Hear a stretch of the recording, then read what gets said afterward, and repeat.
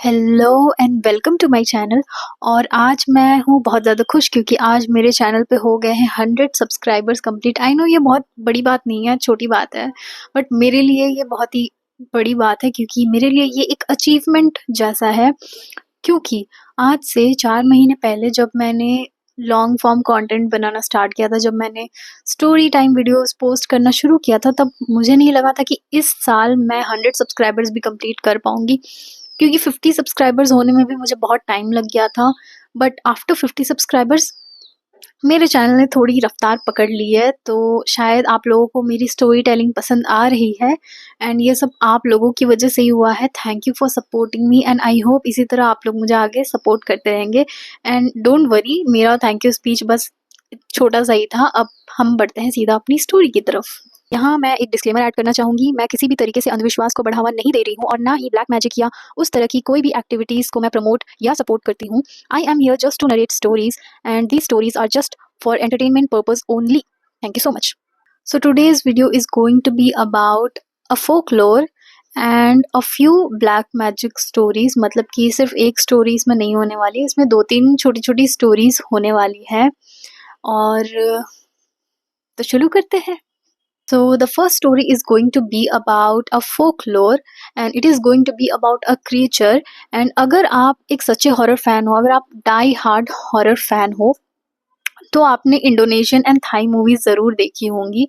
And उन movies में एक क्रिएचर का जिक्र होता है विच इज़ कॉल्ड तुयुल। एंड उसका डिस्क्रिप्शन कुछ ऐसा होता है, वो साइज़ में छोटे होते हैं एंड वो थोड़े ऐसे बदमाश टाइप के होते हैं। एंड ये जो क्रीचर्स होते हैं ये शमन्स के पास होते हैं या फिर उन लोगों के पास होते हैं जो ब्लैक मैजिक करते हैं।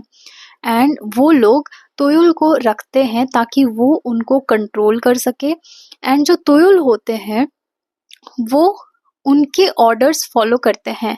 एंड बेसिकली ये तुयुल के साथ वो लोग करते क्या है कि वो तुयुल को दूसरों के घर बेचते हैं कुछ चुराने के लिए। लाइक वो, आप उसको बोलोगे कि उस घर जाके आप तुम पैसे चुरा के लाओ या सोना चुरा के लाओ, कुछ भी करके लाओ, तो वो आपकी बात मानेंगे। तो ऐसा ही सिमिलर स्टोरीज मेरी फ्रेंड ने मुझे सुनाया। When I was talking to my friend, she told me about a creature जिसका डिस्क्रिप्शन हूबहू डिट्टो सेम तुयुल से मिलता जुलता है। एंड ये स्टोरीज कहीं और की नहीं बल्कि हमारे इंडिया, हमारे झारखंड की है। एंड ये सुन के मैं भी काफ़ी हैरान रह गई थी, तो उसने मुझे कुछ ऐसे 1-2 किस्से सुनाए थे, वो मैं आपको सुनाती हूँ। तो पहला किस्सा जो वो शेयर करती है, वो बताती है कि ये उसके रिश्तेदार के घर पे हुई थी, मतलब बहुत ही करीबी रिश्तेदार के घर पे ये घटना हुई थी। और जिस व्यक्ति ने उस क्रीचर को देखा था उसका हम नाम रख देते हैं सूर्या। और उनके गांव में लोकल लैंग्वेज में उस क्रिएचर को बोला जाता था कुमड़ू ओके। तो गांव में कैसा होता है ना कि जो भी धान गेहूं वगैरह रखते हैं उसको रखने के लिए एक अलग सा रूम बना दिया जाता था, लाइक एक स्टोर रूम जैसा। वहां पे ही सारा धान, सारा गेहूं और कुछ कुछ उनके जो कीमती सामान होते थे वो उस रूम में रखे रहते थे। तो वन फाइन डे सूर्या उस रूम में जाता है और फिर अचानक से ना उसकी चिल्लाने की आवाजें आती है उस रूम से। तो घर वाले कंफ्यूज हो जाते हैं कि ये क्या हो रहा है, तो घर वाले जाके देखते हैं। तो वो लोग देखते हैं कि सूर्या के हाथों में एक बड़ी सी लाठी है और वो हर जगह यहाँ वहाँ वो लाठी मार रहा है। और वो मतलब इधर उधर बस मार रहा है और चिल्लाया जा रहा है जैसे कि वो किसी को भगा रहा हो, ठीक है। और घर वाले कंफ्यूज्ड क्योंकि उनको तो कुछ नहीं दिख रहा है। और ये जो कुमड़ू बोंगा है ना, वो हर किसी को नहीं दिखता है। ये जो क्रीचर है वो हर किसी को नहीं दिखता है, किसी किसी को ही दिखता है। तो उसके घर वालों को वो क्रीचर नहीं दिख रहा था, सिर्फ सूर्या को वो क्रीचर दिख रहा था। और उसके घर वाले पूछ रहे हैं ये क्या कर रहा है, ये क्या कर रहा है, किसको मार रहा है, किसको भगा रहा है। तो वो बोल रहे कि ये तो रहा कुमड़ू बोंगा, आपको नहीं दिख रहा है क्या, ये रहा, ये चुराने आया था यहाँ पे। और वो उसको इस तरह मतलब मारने की कोशिश कर रहा था, बट उसको लग नहीं रहा था, वो उसको पकड़ नहीं पा रहा था। और फिर वो वहां से भाग जाता है, वो जो क्रीचर है वो वहां से भाग जाता है और वो चिल्लाने लगता है सूर्या की देखो देखो देखो, भाग रहा है भाग रहा है भाग रहा है। क्रीचर वहां से भाग जाता है, घर वाले उसको थोड़ा शांत करते हैं, उसको बिठाते हैं, पानी वानी पिलाते हैं। उसके बाद वो आराम से सबको बताता है कि मैं यहाँ पे आया था तो मैंने देखा कि वो कुमड़ू बोंगा हमारा सामान चुरा के लेके जा रहा था, वो यहाँ पे चुराने आया था। तो फिर लोगों ने उसको पूछा कि वो दिखता कैसा है? क्योंकि किसी ने आज तक उसकी फैमिली में किसी ने भी आज तक उस क्रीचर को नहीं देखा था। तो वो उस क्रीचर का डिस्क्रिप्शन देता है। वो कहता है कि वो छोटा-सा था, बच्चे जैसी हाइट थी उसकी और छोटा-सा था और उसके घुंघराले बाल थे और वो अजीब-सा दिख रहा था। तो ऐसा उसने डिस्क्रिप्शन दिया, तो ये सुन के ना मुझे थोड़ा लगा कि मतलब काफ़ी सिमिलैरिटीज़ है इस क्रीचर में और वो तुयुल जो मैंने पहले एक्सप्लेन किया था। तो ये किस्सा यहीं पे ख़त्म हो जाता है और एक छोटा-सा किस्सा वो शेयर करती है इसी क्रीचर के बारे में, जो कि उसके मामा के घर पे ही हुई थी। तो वो बताती है कि उसके मामा के घर पे भी सेम ही सिस्टम था, वही स्टोर रूम वाला सिस्टम।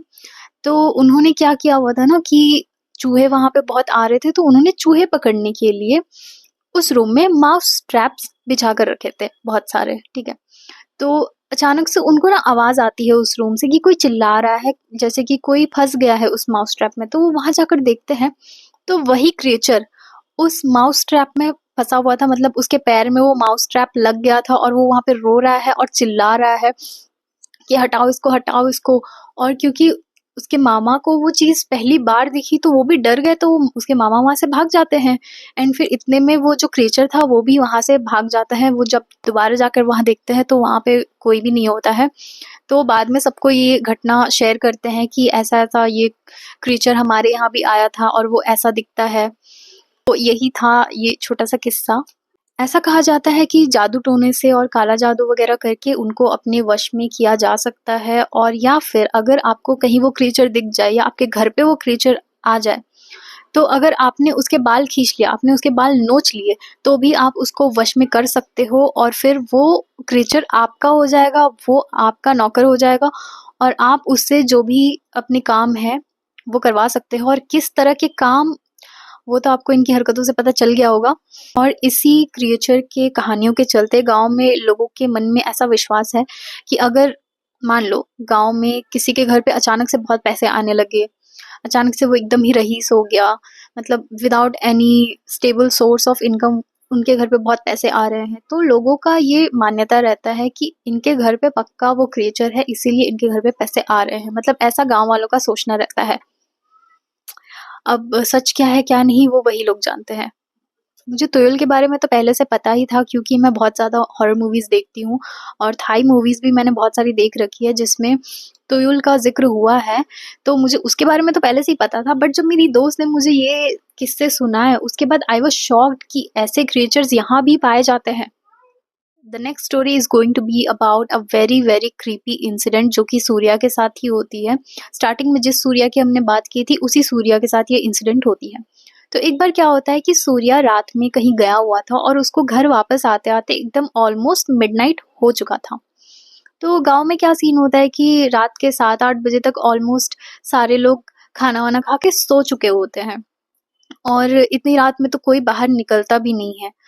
तो सड़क बिल्कुल सुनसान थी और आस-पास कोई घर-वर भी नहीं था जिस रास्ते से वो आ रहा था।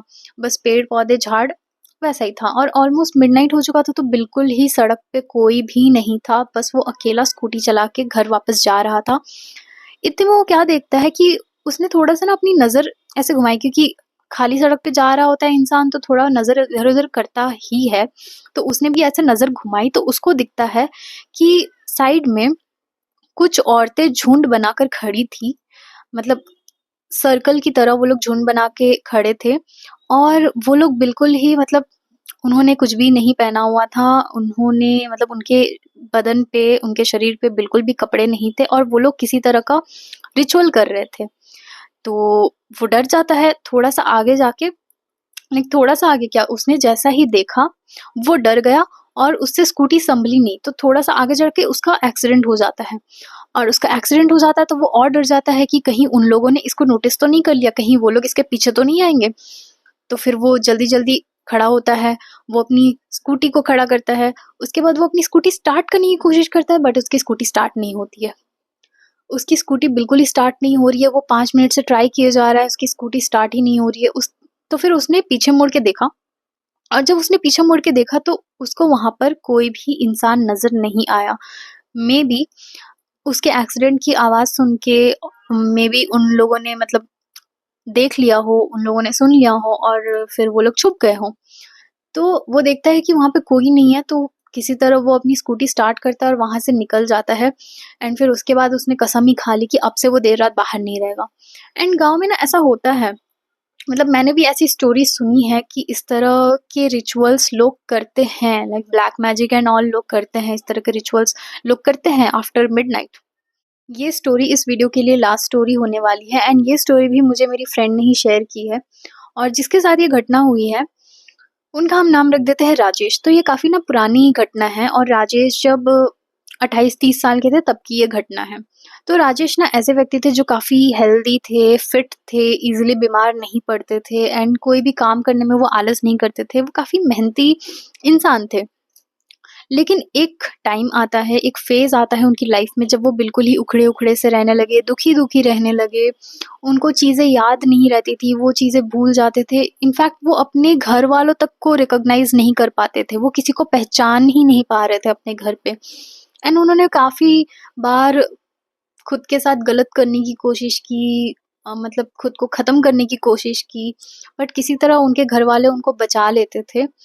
और वो ना रात में कहीं जाते थे, ये बात किसी को पता नहीं थी अंटिल वन नाइट जब फिर से राजेश रात में कहीं जाते हैं, किसी को बिना बताए, किसी को पता लगे बिना वो जाते हैं।